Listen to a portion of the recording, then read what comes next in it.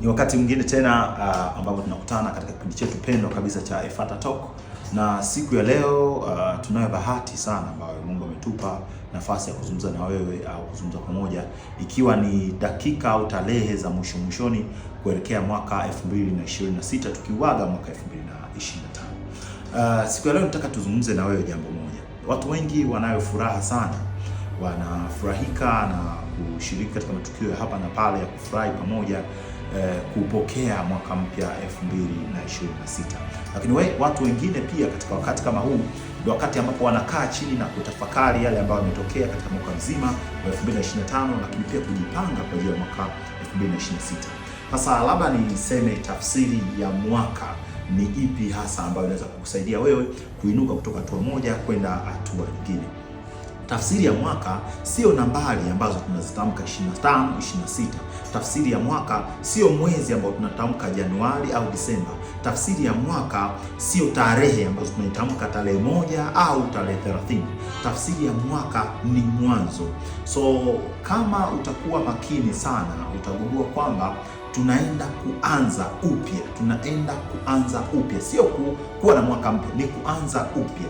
Kwa katika wakati ambao unaenda kuanza upya, kuna mambo ya msingi ambayo tunataka kujiuliza. Cha kwanza, fanya tathmini ya kile ulichokifanya 2025 kwa makini kabisa. Wapi ulifanya vizuri, wapi hukufanya vizuri, wapi uliteleza, wapi hukurekebisha kabla ya kuingia 2026. Lakini kitu cha pili ambacho tunataka kufanya, hakikisha mambo ambayo umeyatenda na yamekukwamisha mwaka 2025 hayakukwamishi tena 2026. Jitafakari kwa makini, kwa sababu wanasema kila mmoja anajijua yeye vizuri zaidi kuliko anavyomjua mtu mwingine. Kwa hiyo wewe mwenyewe pasipo kumshirikisha mtu yote, kaa jitafakari na uone mambo gani yamekukwamisha na namna gani utarekebisha 2026. Lakini namba 3, tafakari mambo gani haukuyafanya yamekufikisha hapo ulipo.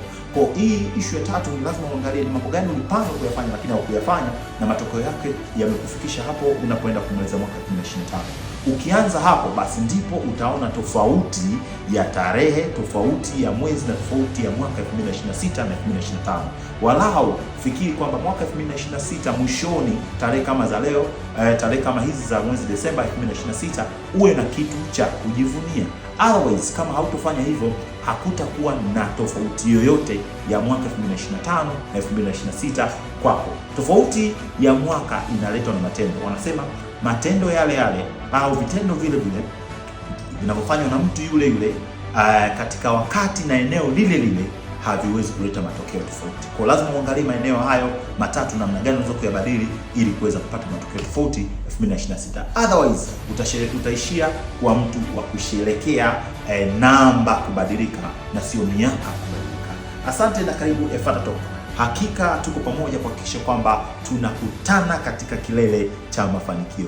Efata Talk, a better tomorrow is coming.